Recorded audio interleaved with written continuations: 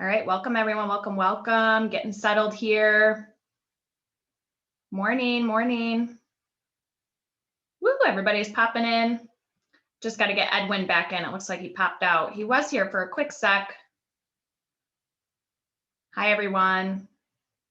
Let's hold on a quick sec. We got to get Edwin back in. He popped out. Set it to Maxine.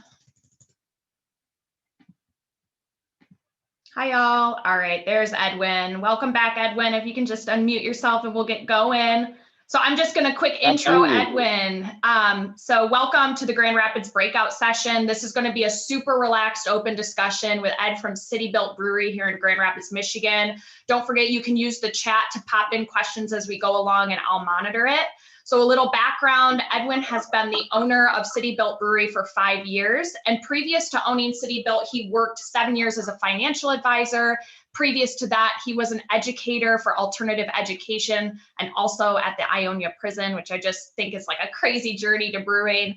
City Built puts heart into making the strange become the familiar and the familiar fresh and bold. And we believe here in Grand Rapids that beer brings people together and that craft brewing is for everyone. Ed and the team at City Built are an award-winning brewery. Most recently, they were awarded the best beer label in the US by USA Today for their beer Prague Underground, as well as a top 3 brew pub. So I'm gonna let Ed take it away to dive deeper into their beer, their philosophy, history, and the artwork behind their labels. Thanks, Edwin. Absolutely, thank you so much for having me. I'm gonna put this in. All right, so I only have 10 minutes to talk about a lot of cans. And so I'll start by talking about Prague Underground, which was the label that won first place in USA Today's poll, which just really proves that we're good at voting online. However, the art itself is fantastic, and City Built, or my talk, I guess, is really kind of underlining how we've approached how art can promote our brand and kind of help set us apart in a very busy beer community of Grand Rapids. So there's 80 breweries in and around Grand Rapids. And so when we joined this very busy brewery scene 4 years ago, our goal was always to stand out. It started by serving Puerto Rican food, Puerto Rican inspired food. Now, since COVID, we call it Sorta Rican because our menu is so small. But anyways, and then through our beer, and then once we started packaging with how we package or labeled our cans. And so this particular can was designed by a guy named Elliot Chaltry. And Elliot fills in when our main artist, Kyle DeGraff, is busy and can't get to our artwork. So between the two and probably another artist soon, that's how we get our cans labeled. And so our thought has always been that faces attract eyes. And so how are we going to stand out on the shelf? A lot of our cans, not all of them, do have faces on them, which we feel garner attention. And then we went the extra step, and we work with a local printer, Middleton Printing, who has the ability to texture our cans. And so our cans have several layers, which makes the art very dynamic on the can. And so when we see people talk about our beer, they talk about the quality of their experience in our space, but they'll also always mention, like, man, and if you feel the can, it's not the same as seeing a picture. And so what we've tried to do is support local artists while also promoting our brand. But then in that venture, that can be a pretty expensive venture. And so we decided, how can we start to monetize those things? And so we first started by taking the same label and then just making it kind of the reverse. And so this is a Czech Pilsner in the red can, and then it's basically the same art in the black can, and it's a Czech style dark lager. And so they're almost the same beer. And these will become seasonal for us. And so what really stood out for us when we started to talk to Kyle, our artist, was that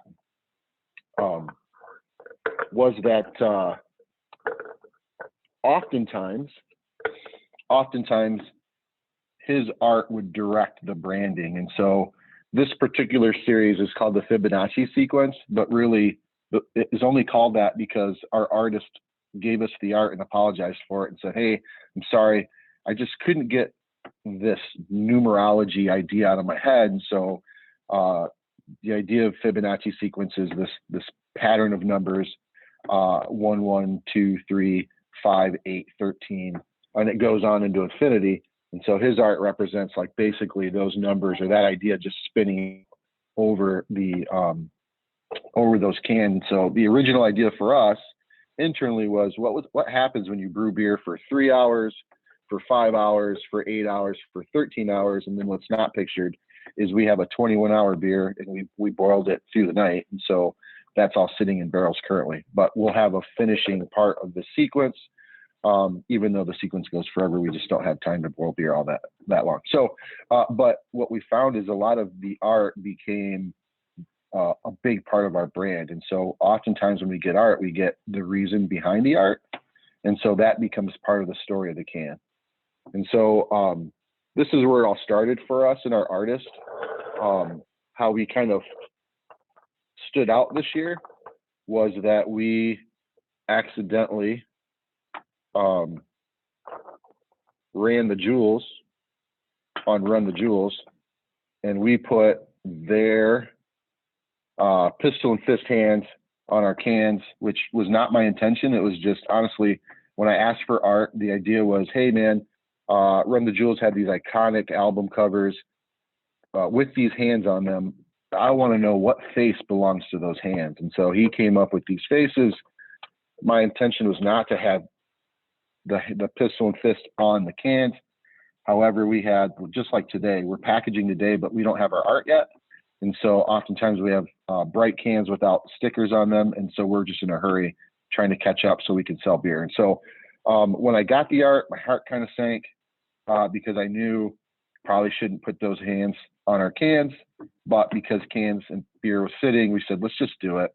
And so this led into a collaboration. We actually got to do a collaboration with Run the Jewels. And so they were not too happy with us initially, but we started to mail them beer and have a conversation with them. And they really, what I thought was they really started to appreciate our production quality on the cans and just how over the top our artists went with these cans. And so when they asked us to send us beer, we actually made them boxes. And so we actually made different art and sent them beer in boxes. And so I think that was our entree into this opportunity. So, but then we've turned art into glassware.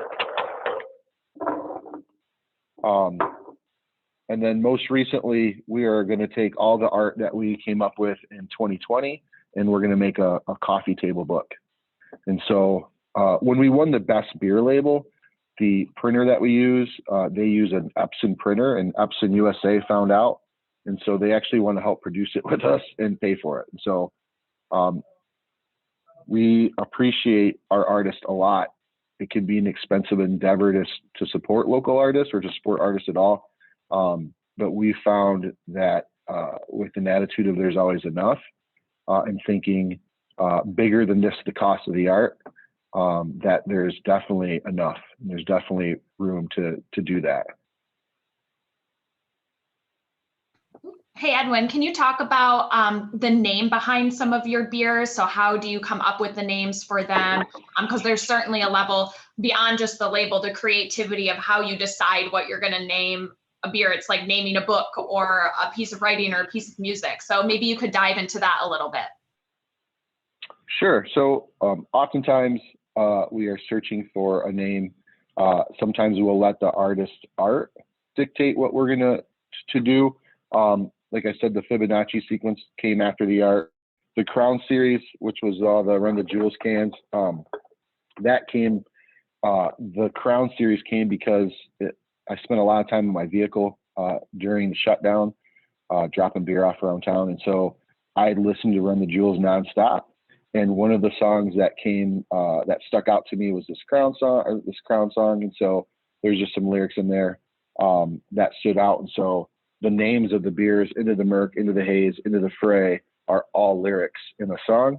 And then Childish Obsession, which is the sour beer out of 3 hazy IPAs. Those beers, just the names fit. I mean, they're all hazy IPAs. And so Murk, Haze, Fray. And then one of our taglines is where cultures collide. So quite often when we're looking at a beer style, we start to look at different underculture that's surrounding that style or in those communities. So Prague Underground, that name came from just some research and looking into Prague and what that was, because we were doing a legit Czech style Pilsner, which Pilsners originated in Czech, the Czech Republic. And then for beers like CreativeMornings, CreativeMornings is a beer meant to go with a kitchen that we have a pop-up kitchen that we run out of our normal kitchen called the Grand Zombie. And the Grand Zombie just highlights Creole food. We do one dish a week. It sells out every week. And so CreativeMornings, those are the individuals who bring the party at Mardi Gras. And so that was the inspiration behind that. And so, I mean, it just, every beer changes. We have a beer called My Name is Rio. We found out that there's a dog on Instagram that follows us, and it's Rio is my name. And somehow our social person met the dog outside of our place and realized that that was the dog that's following us. And so Rio became, or My Name is Rio became a name of a can. So then all of our staff who have pets are pissed at us right now. And so we're going to do another dog can, and it's going to be Hopper OG, which is one of our first employees. And he has a dog named Hopper. And so we have fun with it as much as we can. We're excited about some of the cans and some of the beers that we have coming up. Sometimes someone just comes in and is like, I thought a death whistle. What's that? And so we're like, oh yeah, that's going to be, a big stout with like Aztec types of chocolate and vanilla. And so a lot of the times when we do things like that, we'll just dive all the way in to what that idea is. So almost everybody on this call right now is from the Midwest. We do have some people joining international or from around the US. That's the perk of being virtual. But why would you say that Grand Rapids is and continues to be a great place to not only brew beer, distribute beer, open brew pubs? What makes Grand Rapids Beer City, USA to you? I mean, because of people like me. So we're a community made of lots of different faces who appreciate and understand how lots of different cultures make up a strong community. And we've tried to underline that in our in how we behave in our community and how we behave in our neighborhood. But I mean, Grand Rapids is a dope town. We're on a river with lots of appreciation for local art, whether that's music, when we could have music, whether it's, symphony or the ballet or whatever. We have lots of opportunity to see people perform and to see people kind of shine. And so, and until recently, it was really cheap to live here. So that is the truth for sure. Yeah. So just plan on living just outside the city, but no, Grand Rapids is a great town. I came here from Defiance, Ohio as a 14-year-old, and I was kicking and screaming and pissed, and it's worked out for me. And so this is where I've made home. This is where my kids go to school. We don't live in the city, but both my kids go to school in the city because we appreciate the education that they get at City High School, which is the name, but also that they get a pretty broad perspective of people, which isn't always the case here. But when you look for it, it exists. Yeah. Is there a way that people can find your beer outside of Grand Rapids? Or do they have to travel? Say that one more time. Come here? Is there a way for people to find your beer outside of Grand Rapids? Not currently. We used to distribute about 50% of our beer before 2020. At the beginning of 2020, before the shutdown, we'd made some pretty significant changes to our process and personnel. And so we now only distribute about 5% of what we make, and it goes to places that are within a mile of our space. And so this is the place to get it. Or if you've got a beer trading friend who's willing to come here and pick it up, you can buy it online. Someone else can proxy and pick it up, and they can mail it to you, which isn't necessarily legal, but I know it happens. Well, and hopefully that's just a pitch for everybody to wear their masks, get vaccinated, so we can all get back to traveling around the Midwest, and you can road trip up here and visit City Built, because it is a fantastic brewery. The location's awesome. You can view the river right from outside, and it's tucked in Monroe North neighborhood, which is just like a killer art scene and really, really growing. do you want to talk a little bit about, I guess maybe the philosophy of I know right now you're doing beer only because Michigan is such a hot spot with COVID, but prior to this, what is really like your vibe in the brewery? What is your philosophy? How do you want people to feel when they walk in, and maybe even a little bit about your food? Sure. So we're doing to go or carry out food and beer right now. We actually just installed a carry up or a walk up window. That helps us. For those folks who are still not comfortable being inside, they can still order online, come into the walk up window and pick up their food and beer. So that's really cool. But we decided to focus on the food that I grew up on. So my parents are both Puerto Rican. They were very inclusive. And so what I've learned by being at City Built is that my food experience wasn't actually just Puerto Rican, because I didn't live in Puerto Rico. I lived in Ohio, and my family started to marry into other different cultures. So into Mexican families, into Cuban families, into Dominican families. And so as they reached out, I realized that the food on my table changed to be inclusive of the different cultures. And so we see that play out in our restaurant and in our, even with the Grand Zombie, with the Creole food. And so, I'm not sure if that's answering your question, but yeah. Well, really, it's you got to taste the food, because you guys are like a favorite lunch spot. We've known each other through Monroe North, and I work around the corner, and I used to work at the studio right next to City Built. And so I've ate many a tacos and had many a beer at the brewery. And I'm certainly looking forward to getting back into more of that normal routine. Going back into your cans, I'm just wondering if you could dive into how you found an artist to work with. So Kyle DeGraff is one of the artists that you have kind of used for a lot of your labels, and he's done a lot of mural work around the Grand Rapids area. So how did you connect with him, and how did you know that that was like the right partner for you for the labels you wanted to have designed? So, well, first of all, I did see one of his murals, which is just north of our restaurant of our brewery, and so that's what stood out first. I found out who had done it. I'd heard. Grand Rapids is a small town, and so I'd heard about who Kyle was, and so I reached out through Facebook, introduced myself, and asked if I could buy him a beer, and have a conversation. And so I think he was vetting me just as much as I was trying to have a conversation and vet him. I presented what my issue was and what my goal was, and the importance of including the importance of art on the cans and some of the ideas I had, and the things that I'm excited about, at least like for my staff, for my business, and how we behave in our community. And so I think he, as much as I was excited to share it, I think he was excited that we kind of are on the same level. And so it started with the Fibonacci project, and then after that, I've been trying to hire him ever since.